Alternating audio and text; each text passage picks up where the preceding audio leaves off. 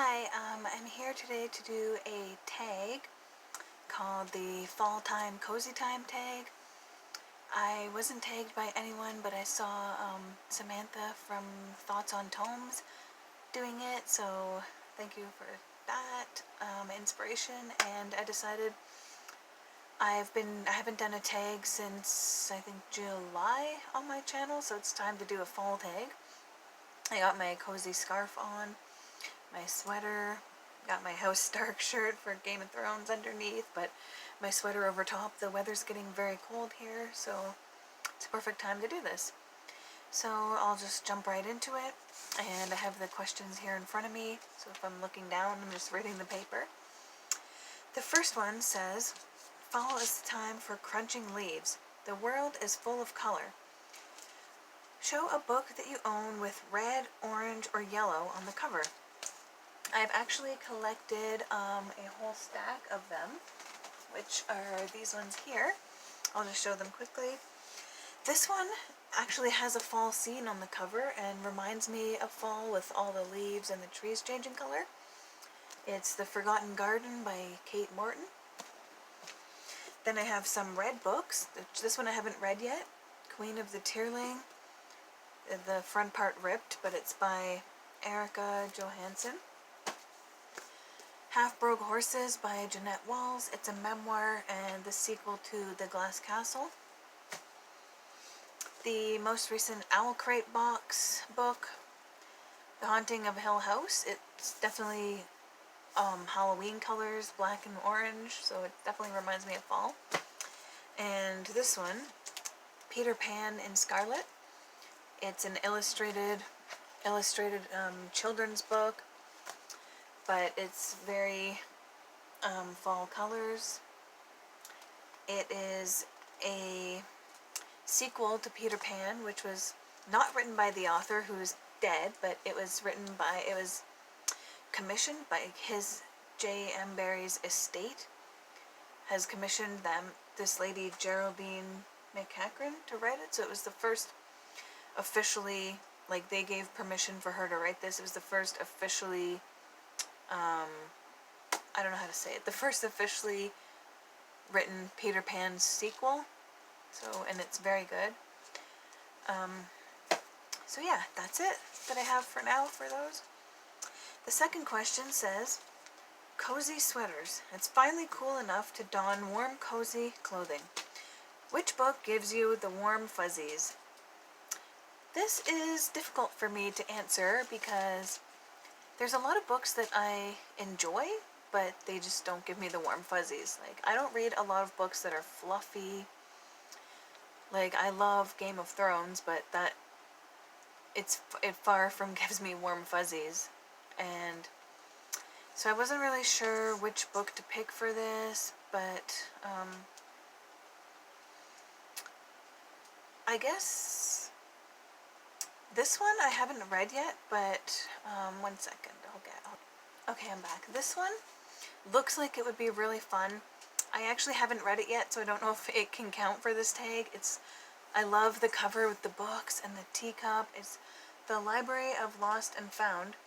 I saw this at the bookstore and I couldn't resist it. I love books about libraries or books about books, but it looks like it would be just a fun read and something that would make me happy, so I'm going to count that one. The next question, question 3, or tag 3 I should say, "Fall storm. The wind is howling, the rain is pounding. What genre or book do you like to read on stormy days?" For me, the answer is either mystery thrillers, or like crime mysteries, detective stories, or books about historical books about England. I know that's strange, but not just any historical fiction. I just find, to me, England is very rainy. Like, when I think of England, I don't know if it's from the movies or the media conditioning me this way, but when I think of England, I think you pretty much think it always rains there. So, and it's always dreary and rainy and beautiful, but when it's a rainy day here, it kind of makes me feel British. I'm Canadian, and we're kind of British, like, in a way, but I just feel a connection with England. I can't explain it, so I like to read books about England when it's raining. The next one says, cool, crisp air. Who is the coolest character that you would love to trade places with? Again, this was very difficult for me. There's not a lot of characters that I would like to trade places with. I read a lot of books that are fantasy or books where it's an interesting story, but the character is put in bad situations and has to escape all the time, or they're always surrounded by dangerous magic or dangerous creatures or dragons. And that's a little too risky for me. I like to stay home and have a calm life, and that definitely would be way too risky of a lifestyle for me and too much adventure. I like to read about other people having those adventures, but I wouldn't necessarily want to be them. So, I would want to trade with a character that's calm and just has a normal life, which doesn't make an interesting story, so there's not many characters like that. But, part of me has always wanted to live in England. But then again, most books are written in Victorian England, and as much as I'm tempted to want to be those characters, I would not want to deal with all the plague, the lack of indoor plumbing, the rats, like... So I'm just going to skip this question for now, and yeah. The next question says, hot apple cider. Name a book that you think is underhyped and should be the next big thing. For that one, I have chosen... Where is it here? I've chosen this one. This is a Canadian book, so many of you Americans have probably not heard of it. So that's why I think it should be the next big thing. I read it with my book club about 3 years ago. And it's written about Niagara Falls, but from the Canadian perspective, from Cathy Marie Buchanan, The Day the Falls Stood Still. She was born and raised in Niagara Falls and now lives in Toronto. This is her first novel. It's fairly old. It was published 2009, so it's 10 years old now. I'm sure she's written other books since then. This was a very interesting story. It's just a love story. It's fictional about this girl, and she falls in love with a boy who's a riverman, and his father's a riverman before him, and they know all about the river. He's very knowledgeable about this. There's a very sad ending, there's a very big romantic twist in the story, and it's just a cute fictional love story. But it's also, I like it because it also has real pictures, like Niagara. This says Niagara's Toronto powerhouse. So it has real historical pictures from Niagara Falls back in the day. And she also has a website, The Day the Falls Stood Still, and it tells you all the history and things I didn't know, like the fact that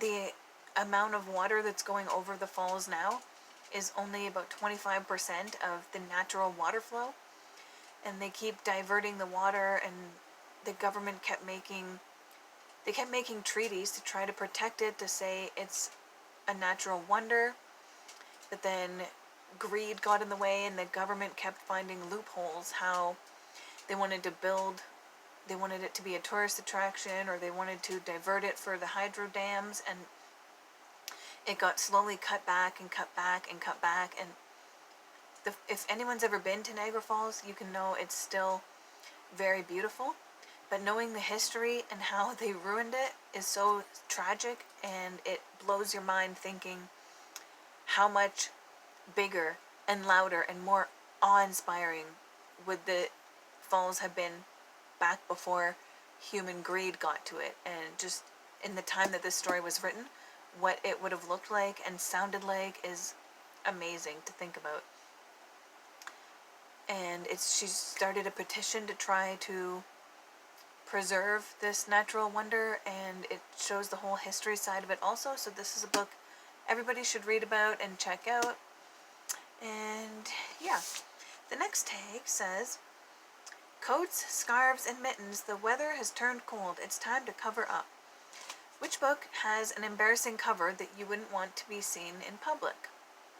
I don't really have any books with embarrassing covers. I guess they're thinking something smutty, or like 50 Shades of Grey, or a romance novel with a half-naked guy on it, but none of my books are embarrassing. The closest I could find is, I have one romance novel, I think, right now on my shelf, which is this one. I wouldn't be embarrassed to read it in public. It's just a cowboy, but I guess it says Harlequin right on it, so I guess I would might be embarrassed depending on the situation or the setting that I'm in, if I'm at work reading it. So this is the one I'm going to choose for that. The next one says, pumpkin spice. What is your favorite fall comfort food? I don't drink coffee or any hot drinks, so a lot of people like pumpkin lattes, pumpkin coffee. And I also don't eat pie, so my choices are limited.